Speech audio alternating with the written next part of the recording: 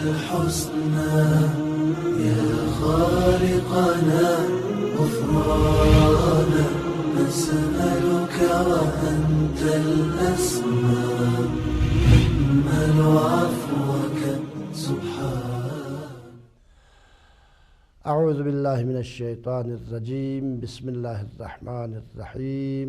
الحمد للہ رب العالمین وصلی اللہ علی سیدنا محمد وآلہ الطیبین الطاہرین سیما بقیت اللہ فی الارضین واللعن علی اعدائہم اجمعین.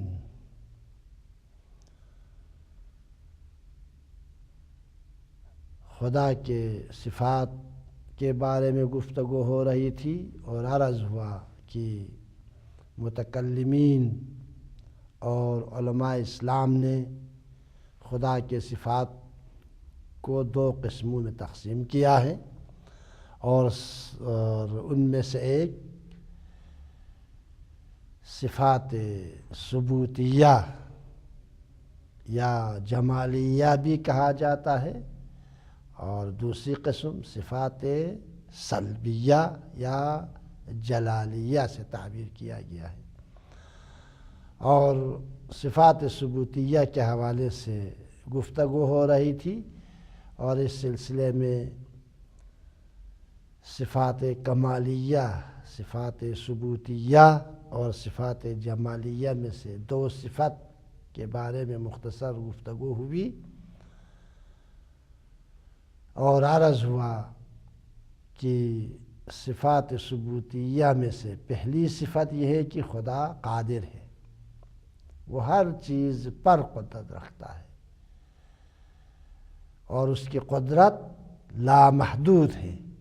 ان اللہ علی کل شیء قدیر، ہر چیز پر قادر ہے اور اس کی قدرت لامحدود ہے.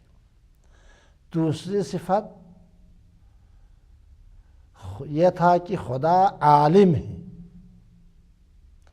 خدا عالم ہے یعنی ہر چیز کا علم رکھتا ہے، کائنات کے ذرہ ذرے کا علم رکھتا ہے، چاہے وہ کروڑوں سال پہلے وجود میں آیا ہو یا کروڑوں سال کے بعد وجود میں آنے والے موجودات ہوں یا اس وقت موجود ہے، فرق نہیں کرتا. خدا کا علم ہر چیز پر محیط ہے، پورے کائنات اور پورے مخلوقات پر محیط ہے.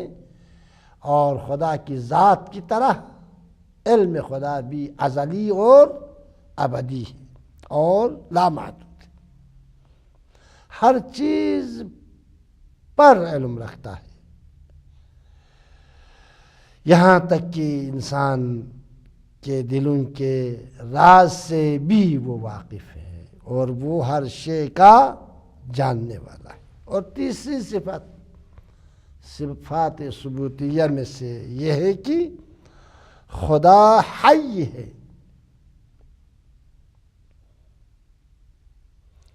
خدا حی ہے اور خدا زندہ ہے، خدا حیات جاودان کا مالک ہے. تیسری صفت یہ کہ خدا حی ہے. حی یعنی خدا زندہ ہے، خدا حیات جاودان کا مالک ہے اور وہ ثابت اور قائم ہے، اس کی حیات میں کوئی تزلزل بھی نہیں ہے اور وہ اپنی ذات پر قائم ہے، اس کی حیات کسی اور کے طفیل میں نہیں ہے، اس کی حیات اپنی ذات پر قائم ہے. اور یہ صفت حیات بھی عین ذات ہے خداوند متعال کے لیے اور وہ ثابت ہے اور قائم ہے اور اپنی ذات پر قائم ہے، کسی اور کی طرف محتاج نہیں ہے اپنی حیات میں. اور دوسری موجودات اس کی وجہ سے قائم ہیں اور اس کی وجہ سے زندہ ہیں. لہذا دوسرے موجودات اور حیات کی حیات اور حیات خداوند متعال میں فرق ہے، کیونکہ خدا کی حیات ازلی ہے، ابدی ہے، ذاتی ہے، نہ بدلنے والی اور ہر طرح کی محدودیت سے خالی ہے، لیکن دوسری موجودات اس کی وجہ سے زندہ ہے۔ اگر یہ ارادہ کرے یہ ذات تو اسی وقت فنا ہو جائے، اسی وقت صفحہ ہستی سے مٹ جائے۔ ایک منٹ اگر ارادہ کرے، ایک سیکنڈ میں، 2 سیکنڈ میں لاکھوں لوگوں کو صفحہ ہستی سے مٹا دے، زمین میں دفن کرے، جیسا کہ ہم پوری دنیا میں ہمارے اس مختصر عمر میں ہم کئی بار دیکھ چکے ہیں۔ 2 سیکنڈ کا زلزلہ 5-6 لوگوں کی موت کا سبب بنا، ہزاروں گھر مسمار ہو گئے، شہر کے شہر برباد ہو گیا۔ یہ لیکن خداوند متعال کی حیات قائم اور دائم ہے اور ثابت ہے، اور اس کا قوام بھی اپنی ذات پر ہے، کسی اور کی طرف محتاج نہیں ہے، اور ہر طرح کی محدودیت سے خالی ہے، لیکن دوسری تمام موجودات اس کی وجہ سے زندہ اور قائم ہے۔ چنانچہ قرآن مجید میں بھی اسی صفت کی طرف متعدد آیات میں اسی صفت کا ذکر ہوا ہے اور اسی صفت کی طرف اشارہ ہوا ہے۔ ان میں سے ایک آیت الکرسی کی پہلی آیت، اللہ لا الہ الا هو الحی القیوم، اللہ لا الہ الا هو الحی القیوم، اللہ جس کے علاوہ کوئی خدا نہیں، صرف ایک ہی خدا ہے، وہ اللہ ہے۔ اللہ وہ ہے جس کے علاوہ کوئی خدا نہیں ہے، اللہ لا الہ الا ہو، اس کے علاوہ کوئی خدا نہیں، اور اس کی صفات یہ ہے هو الحی القیوم، وہ زندہ بھی ہے اور اسی سے کل کائنات قائم ہے۔ وہ حی اور قیوم ہے، اس کی ذات زندہ بھی ہے اور اسی سے کل کائنات کو زندگی ملی ہے، کل کائنات قائم ہے۔ اللہ لا الہ الا ہو، اللہ جس کے علاوہ کوئی اور خدا نہیں ہے، کوئی خدا نہیں ہے۔ هو الحی القیوم، یہ وہ اللہ ہے، یہ وہ خدا ہے جو زندہ بھی ہے اور اسی سے کل کائنات قائم ہے۔ نہ صرف حی ہے، ہر حیات کے لیے کبھی وہ نیند کی حالت میں، کبھی وہ غفلت کی حالت میں، کبھی وہ کسی اور نسیان کی حالت میں، اس کے لیے مختلف حالات طاری ہوتا ہے، لیکن خداوند متعال حیات کے ساتھ ان تمام چیزوں سے پاک و پاکیزہ منزہ اور مبرہ ہے۔ آیت کے ذیل میں فرماتے ہیں نہ صرف وہ زندہ ہے، نہ صرف اس کی وجہ سے کائنات قائم ہے، بلکہ وہ ایسی ذات ہے لا تأخذہ سنۃ ولا نوم، اسے نہ نیند آتی ہے نہ اونگ، لہو ما فی السماوات و ما فی الارض، لہو ما فی السماوات و ما فی الارض، اور آسمانوں اور زمین میں جو کچھ بھی ہے سب اسی کا ہے۔ آسمانوں اور زمین میں اور آسمانوں میں جو کچھ بھی ہے ان سب کا مالک وہی ہے، ان سب کا مالک اللہ ہے اور خدا ہے۔ اور آل عمران کی سورہ آل عمران کی پہلی آیت میں ارشاد ہو رہا ہے بسم اللہ الرحمن الرحیم، الف لام میم، الف لام میم، اللہ لا الہ الا هو الحی القیوم، الف لام میم، اللہ لا الہ الا هو الحی القیوم، الف لام میم، اللہ جس کے علاوہ کوئی خدا نہیں ہے، هو الحی القیوم، اور اس کی صفت یہ ہے وہ ہمیشہ زندہ ہے اور ہر شے اس کے طفیل میں قائم اور زندہ ہے۔ الحی القیوم، وہ ہمیشہ زندہ ہے اور ہر شے اس کے طفیل میں قائم و دائم ہے، لہذا وہ عالم بھی ہے، زندہ بھی ہے، ہمیشہ بیدار بھی ہے، اور کائنات میں موجود موجودات کی حفاظت کر رہا ہے۔ 24 گھنٹے اس کی نظر کائنات اور کائنات کے ذرے ذرے پر اس کی نظر ہے۔ ایک لمحے کے لیے بھی اگر اپنی نظر اٹھائیں موجودات سے یا کائنات سے تو یہ کائنات صفحہ ہستی سے مٹ جائے گا، ختم ہو جائے گا۔ لہٰذا وہ عالم بھی ہے، زندہ بھی ہے، ہمیشہ بیدار بھی ہے، اور کائنات کی حفاظت کر رہا ہے، اور اس کے علاوہ کوئی محافظ نہیں ہو سکتا۔ اور اس تحفظ میں وہ خستحال بھی نہیں ہوتا، تھکاوٹ اس کے لیے معنی نہیں رکھتا، نیند اس کے لیے معنی نہیں رکھتا، خستگی اس کے لیے معنی نہیں رکھتا، اور وہ سب کو دیکھ بھی رہا ہے اور سب کی سن بھی رہا ہے۔ انشاءاللہ بعد والی صفت میں اس حوالے سے گفتگو ہوگی۔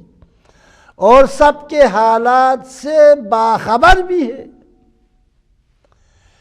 یہاں تک کہ وہ نگاہوں کی خیانتوں کو بھی جانتا ہے اور دلوں کے چھپے ہوئے رازوں کو بھی جانتا ہے اور ہر چیز پر علم رکھتا ہے۔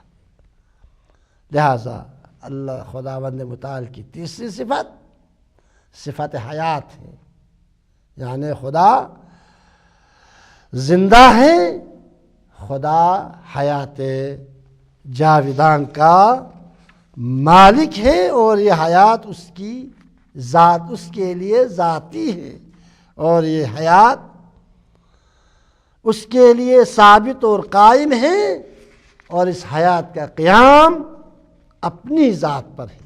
خداوند متعال کی خود اس کی ذات کی وجہ سے وہ قائم ہے، وہ حی ہے، کسی اور کی طرف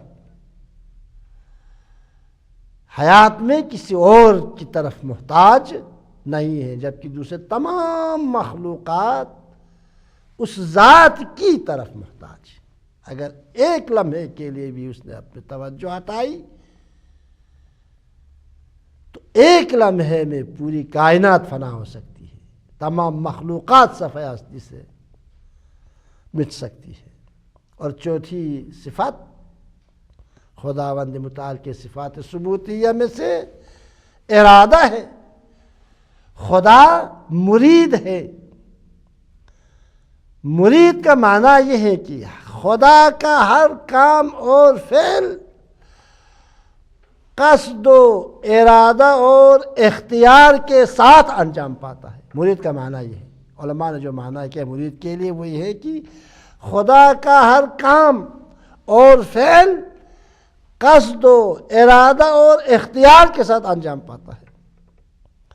وہ صاحب ارادہ بھی ہے اور اپنے کاموں کے انجام میں مجبور بھی نہیں ہے، کوئی اور اس کو مجبور نہیں کر سکتا کسی کام کے انجام دینے کے لیے، جس طرح انسان کبھی مجبور ہو جاتا ہے کسی دل ناخواستہ کسی کام کے انجام پر مجبور ہو جاتا ہے، لیکن خدا اپنے کاموں میں مجبور نہیں ہے۔ وہ جو بھی کام انجام دیتا ہے، جو بھی فعل وہ انجام دیتا ہے، قصد و ارادے کے ساتھ انجام دیتا ہے اور آزادی اور اختیار کے ساتھ انجام دیتا ہے۔ وہ اپنے کاموں میں مجبور نہیں ہے، وہ جس کام کو بھی انجام دیتا ہے اپنے اختیار سے انجام دیتا ہے، اور ایک خاص ہدف، مقصد اور حکمت کے تحت انجام دیتا ہے۔ وہ اپنے فعل میں حکیم بھی ہے، مقصد اور ہدف اور حکمت کے تحت کوئی فعل انجام دیتا ہے۔ ہماری طرح نہیں ہے جو سمجھ میں آئے اسی کو کر بیٹھا، بعد میں کبھی کبھی انسان جو ہے اپنی غلطی کا احساس کرتا ہے، اس کام کے انجام دینے سے جو ہے اس کو نقصان اٹھانا پڑتا ہے. نہیں، خداوند متعال مقصد کے تحت، ہدف کے تحت اور حکمت کے تحت اس فعل کو انجام دیتا ہے. یہ چوتھی صفت. پانچویں صفت خدا بصیر اور سمیع اور بصیر ہے. صفات ثبوتیہ میں سے اور صفات کمالیہ میں سے، صفات جمالیہ میں سے پانچویں صفت سمیع اور بصیر ہے. خدا بصیر ہے، بصیر ہے یعنی وہ ساری چیزوں کو دیکھتا ہے، ساری چیزوں کو، کائنات کے ذرے ذرے کو دیکھتا ہے. تمام چیزیں اس کے سامنے. بصیر کا معنی یہ، وہ ساری چیزوں کو دیکھتا ہے، تمام چیزیں اس کے سامنے ہیں، کوئی چیز اس پر پوشیدہ اور مخفی نہیں ہے. اسے کہتے ہیں بصیر. اور اسی طرح خدا سمیع ہے. سمیع ہے یعنی خدا سننے والا ہے، وہ ہر آواز کو سنتا ہے، حتیٰ بے جان پتھروں کی آواز کو بھی سنتا ہے، اور ہر ایک کی سنتا ہے. ہماری طرح نہیں ہے پارٹی بازی کر کے کسی کی آواز کو ہم سنتے ہیں، کسی کو نہیں سنتے، کسی کی بات کو ہم سنتے ہیں، کسی کی بات کو نظر انداز کر دیتے. نہیں، خدا سننے والا ہے، ایک، ہر آواز کو سنتا ہے، دو، اور ہر ایک کی سنتا ہے، تین، اور کسی چیز سے غافل بھی نہیں. اسے کہتے ہیں سمیع. خدا سمیع ہے یعنی خدا سننے والا ہے، ہر آواز کو سنتا ہے، ہر ایک کی سنتا ہے، اور کسی چیز سے غافل بھی نہیں ہے. اور اسی طرح دیکھنے، عرض ہوا کہ سمیع اور بصیر ہے پانچویں صفت. اور اسی طرح دیکھنے اور سننے کے لیے کسی مادی ذریعہ اور وسیلے کی طرف محتاج بھی نہیں. ساتویں صفت یہ ہے کہ خدا قدیم، ازلی اور ابدی ہے. قدیم یعنی ہمیشہ سے ہے، قدیم یعنی ہمیشہ سے ہے، اس کی کوئی ابتدا نہیں ہے. خدا قدیم ہے، ازلی ہے. قدیم اور ازلی کا معنی یہ ہے کہ خدا ہمیشہ سے ہے اور اس کی کوئی ابتدا نہیں ہے. اور خدا ابدی ہے یعنی ہمیشہ رہے گا اور اس کی کوئی انتہا بھی نہیں. لہذا ساتویں صفت خدا ازلی اور ابدی ہے یعنی ہمیشہ سے ہے اور ہمیشہ رہے گا، کوئی ابتدا بھی نہیں ہے، اس کی کوئی انتہا بھی نہیں ہے. چنانچہ قرآن مجید میں بھی اسی صفت کی طرف متعدد آیات میں اشارہ ہوا ہے. ان میں سے ایک سورہ حدید کی 3 آیت ہے جس میں ارشاد ہو رہا ہے هو الاول، ابدی ہے، ازلی ہے. هو الاول، قدیم ہے، ازلی ہے. والظاہر والآخر، خدا ابدی ہے. هو الاول، خدا قدیم ہے، ابدی ہے. والآخر، والآخر، اور خدا ابدی ہے. والظاہر والباطن وهو بكل شيء علیم. هو الاول والآخر والظاہر والباطن وهو بكل شيء علیم. وہی اول ہے، هو الاول والآخر، وہی اول ہے، وہی آخر ہے. والظاہر والباطن، وہی ظاہر ہے، وہی باطن ہے. وَهُوَ بِكُلِّ شَيْءٍ علیم، اور وہ ذات ہر شے کا جاننے والا ہے. یہ اس کے اوصاف میں سے. ہم ابدی اور ازلی صفت کو بیان کیا ہے آیہ مجیدہ میں، ہم خدا کے علم و حکمت کو بیان فرمایا. والأول والآخر والظاہر والباطن وهو بكل شيء علیم. لہذا وہ ازلی ہے، ابدی ہے، جس کی نہ کوئی ابتدا ہے نہ انتہا ہے. صفات ثبوتیہ 8 ہیں. علماء نے 8 صفات کو صفات ثبوتیہ کے عنوان سے کتابوں میں نقل کیا ہے، اس کی وضاحت کی ہے. اور صفات ثبوتیہ میں سے 7ویں صفت یہ ہے کہ خدا متکلم ہے.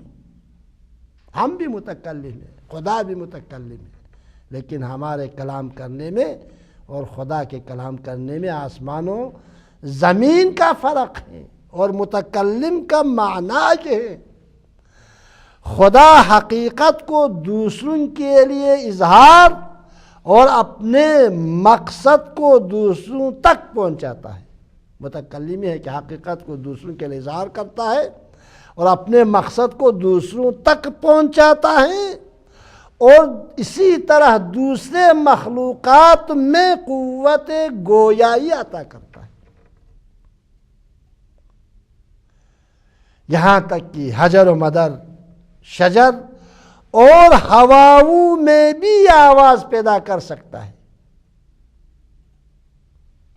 حجر و مدر اور ہواؤں میں بھی یہ آواز پیدا کر سکتا ہے، اور وہ اپنے رسولوں سے گفتگو کرتا ہے، اور اس کی گفتگو کسی وسیلے یعنی زبان، لب اور حلق کی طرف محتاج نہیں ہے. ہماری گفتگو زبان کی طرف محتاج ہے، لب کی طرف محتاج ہے، حلق کی طرف محتاج ہے. حنجرہ خراب ہو جائے، لب خراب ہو جائے، کٹ جائے، زبان کٹ جائے، کیا انسان بول سکتا ہے؟ نہیں. تکلم کر سکتا؟ نہیں. مخلوقات لب، حلق اور زبان کی طرف محتاج ہیں، لیکن خدا کی گفتگو کسی وسیلے زبان، لب اور حلق کی طرف محتاج نہیں ہے. لہذا خدا کے صفات ثبوتیہ میں سے 7ویں صفت یہ ہے کہ خدا متکلم ہے. اور 8ویں اور صفات ثبوتیہ میں سے 8ویں اور آخری صفت یہ ہے کہ خدا صادق اور سچا ہے. سچ بولنے والا تو بہت ہے، لیکن سچا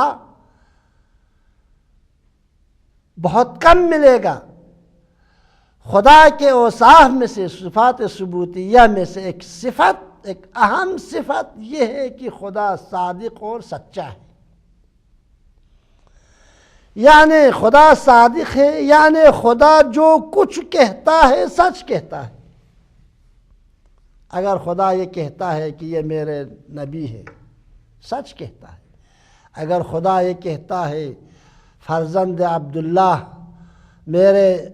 میرے آخری نبی ہے، سچ کہہ رہا ہے. اگر خدا یہ فرمائے میرے آخری نبی کے بعد اور نبی نہیں آئے گا، یہ خاتم النبیین ہے، تو سچ کہتا ہے. اور اگر خدا یہ فرمائے میرے آخری نبی کے 12 جانشین ہوں گے، تو سچا ہے، صادق ہے، خدا سچ کہہ رہا ہے. اور ان میں سے پہلا جانشین علی بن ابی طالب ہے، جو وجہ اللہ ہے، جو باب علم ہے، جو مدینۃ العلم ہے، جو ید اللہ ہے. اگر یہ القاب، اگر خدا نے کہا یہ میرے زمین پر پیغمبر کے جانشین اور میرا خلیفہ ہے، اور اس کے 11 فرزند ان کے بعد میرا خلیفہ ہے، تو یہ سچ کہہ رہا ہے. خدا صادق ہے، جو کچھ کہتا ہے سچ کہتا ہے اور عین حقیقت ہے. اس لیے کہ دوسرے سچے لوگوں میں اور خدا میں فرق یہ ہے.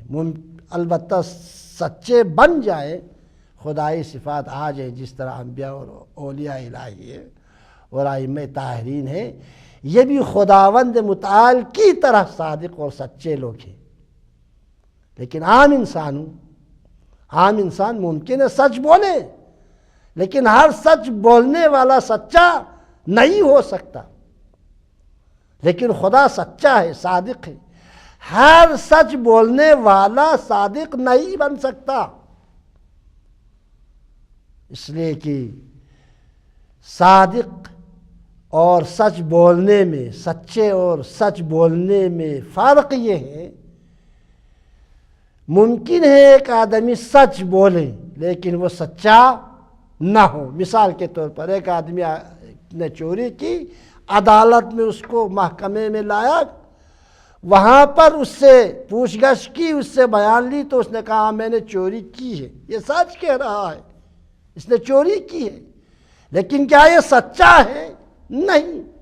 کبھی صادق کا لقب اس پہ نہیں آ سکتا، کبھی اسے سچا نہیں کہا جا سکتا، اس لیے کہ اگر یہ سچا ہوتا تو اچھا ہوتا، اور اچھا ہوتا تو چوری نہ کرتا. سچ بول رہا ہے لیکن یہ سچا نہیں ہے، یہ صادق نہیں ہے. خداوند متعال صادق ہے، یعنی جو کچھ کہتا ہے سچ کہتا ہے اور عین حقیقت ہے. کیوں؟ دلیل کیا ہے؟ اس لیے کہ جھوٹ اور غلط بیانی جہل و نادانی یا کسی کمزوری کے سبب ہوتا ہے. اگر کوئی جھوٹ بولتا ہے تو جہالت کی وجہ سے، نادانی کی وجہ سے، یا اپنی کسی کمزوری کو چھپانے کے لیے وہ جھوٹ بولتا ہے. جہل و نادانی، غلط بیانی، جھوٹ اور غلط بیانی جہل و نادانی یا کسی کمزوری کے سبب ہوتا ہے. اور خداوند متعال، خدا کی ذات ان چیزوں سے پاک اور منزہ ہے. مختصر یہ کہ مذکور 8 صفات کو صفات ثبوتیہ یا جمالیہ کہتے ہیں، جو خداوند عالم میں موجود ہیں، اور یہ صفات خدا عین ذات ہے. انشاءاللہ آگے جا کے صفات ذاتیہ اور صفات فعلیہ کے حوالے سے گفتگو ہوگی. یہ 8 صفات، صفات ثبوتیہ یا جمالیہ کہتے ہیں ان 8 صفات کو، جو خداوند عالم کی ذات میں موجود ہیں. اور یہ صفات خدا عین ذات ہے، ذات سے کوئی جدا چیز نہیں ہے. آخر میں ایک نقطے کا بیان فائدے سے خالی نہیں ہوگا، اور وہ یہ ہے کہ چونکہ ہم ناقص ہیں، ہم ناقص موجود ہیں، انسان بشر کے نام سے جو موجود اس دنیا میں 2 پیروں پر چلتا ہے، انسان کے نام سے، آدمی کے نام سے وہ ناقص ہے. اسی لیے چونکہ ہم ناقص ہیں، اس لیے ہم اپنے کام کو بغیر ذریعے، مادی ذرائع، مادی وسائل کے بغیر اور کسی آلات کے بغیر ہم اپنے کام کو انجام نہیں دے سکتے، چونکہ ہم ناقص ہیں. ہمیں کسی اور چیز کی مدد کی ضرورت ہے. بہترین مثالیں ہیں قدرت کے باوجود، طاقت کے باوجود اپنے اعضاء و جوارح کے محتاج. خدا نے حیات دی انسان کو، اس میں اچھی خاصی باڈی دی ہے، لیکن طاقت ہے اس میں، لیکن اس کے باوجود ہاتھ پیروں کی طرف محتاج، آنکھوں کی طرف محتاج، اعضاء و جوارح کی طرف محتاج. صرف جسم کا ڈھانچہ اگر بنا دیتا، اس میں روح پھونک دیتا خداوند متعال، تو کیا وہ چل سکتا تھا یا وہ دوسرے کام انجام دے سکتے تھے؟ قدرت اور طاقت کے باوجود اپنے اعضاء و جوارح کے محتاج ہیں. سننے کی طاقت کے باوجود کان کے محتاج ہیں.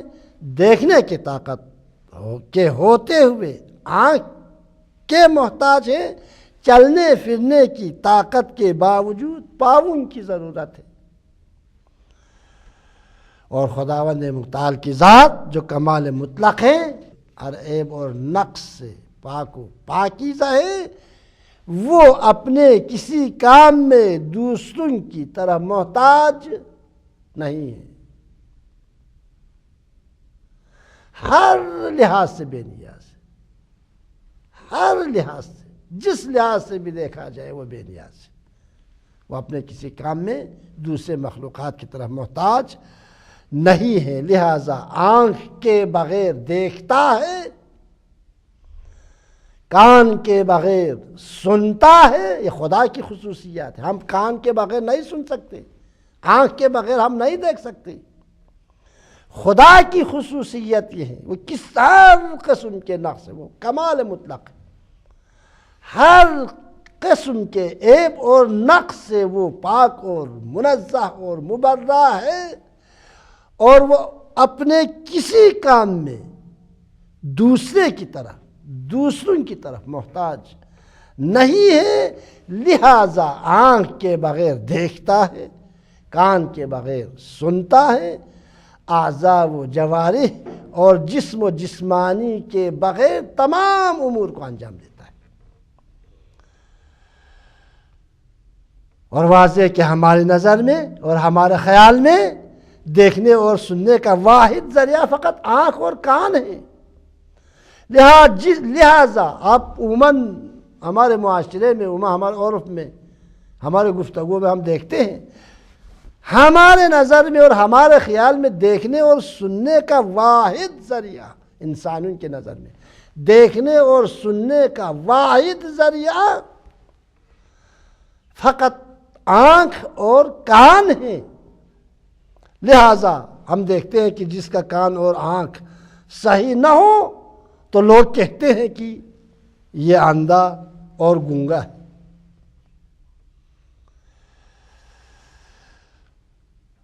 لیکن حقیقت یہ ہے کہ دیکھنے اور سننے کی کان اور آنکھ کے علاوہ بھی ذریعہ اور وسیلہ پایا جاتا ہے۔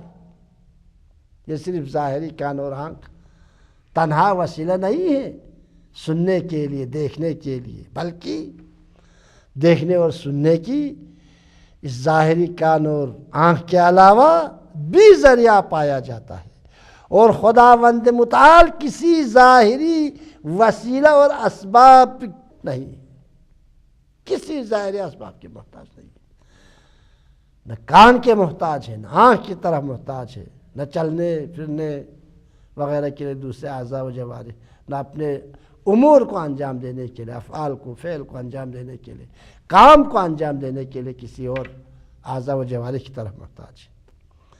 لہذا بغیر آنکھ کے دیکھتا ہے، بغیر کان کے سنتا ہے، اور وہ بھی تمام سننے والی چیزوں کو سنتا ہے، اور سب کی سنتا ہے، اور تمام دیکھنے والی چیزوں کو دیکھتا ہے، سب کو دیکھتا ہے، ہر چیز کو دیکھتا ہے، کوئی چیز اس پر پوشیدہ نہیں ہے۔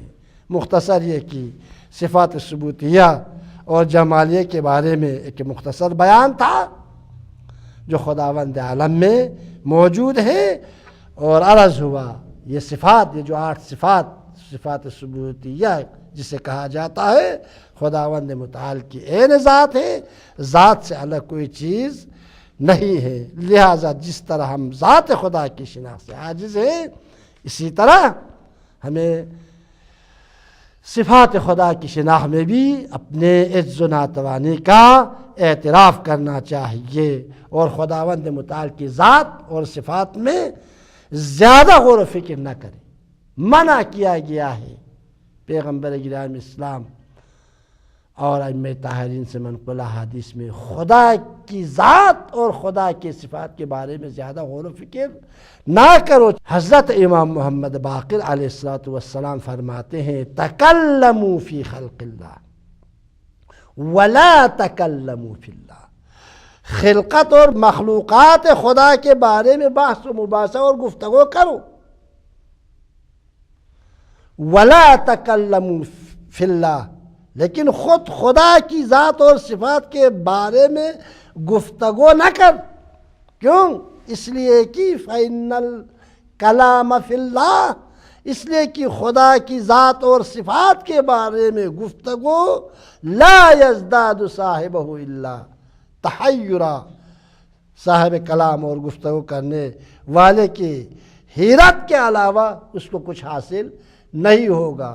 جتنا زیادہ خداوند متعال کی ذات اور صفات کے بارے میں وہ زیادہ غور و فکر کرے گا اتنا ہی اس کی حیرت اور حیرانی میں اضافہ ہوتا جائے گا۔ ایک اور حدیث یہ بھی آپ ہی کے ارشاد حضرت امام محمد باقر کا، آپ فرماتے ہیں ایاکم والتفکر فی اللہ، خبردار خدا کی ذات اور صفات کے بارے میں زیادہ غور و فکر نہ کرنا۔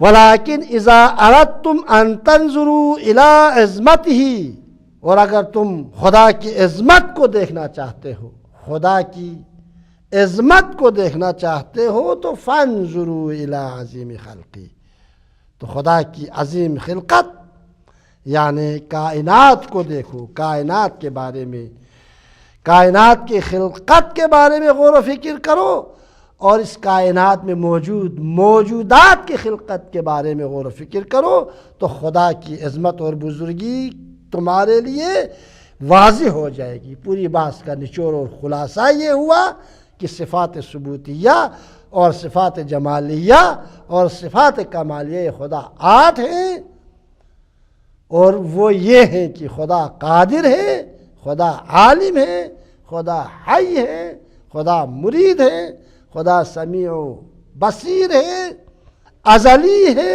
ابدی ہے، متکلم، صادق اور سچا ہے۔ ان 8 صفات کو علماء کی اصطلاح میں، علم کلام کی اصطلاح میں، متکلمین کی اصطلاح میں صفات ثبوتیہ کہتے ہیں، اور مذکورہ صفات کے مقابلے میں کچھ اور صفات ہیں، انہیں صفات سلبیہ یا صفات جلالیہ کہتے ہیں۔ انشاءاللہ آنے والے دروس میں ان کے بارے میں گفتگو ہوگی۔ والسلام علیکم ورحمۃ اللہ وبرکاتہ۔